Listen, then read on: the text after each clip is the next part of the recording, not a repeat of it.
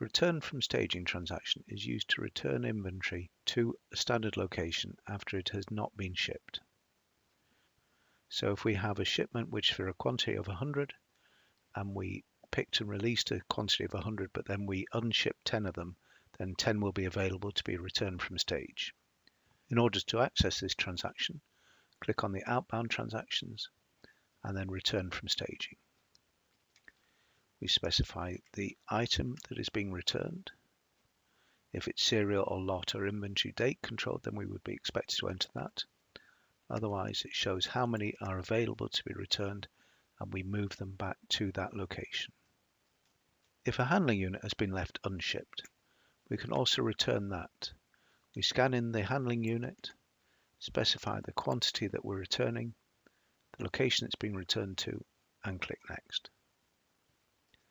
This has resulted in moving the inventory back from the stage location to a standard bulk or pick location in the warehouse.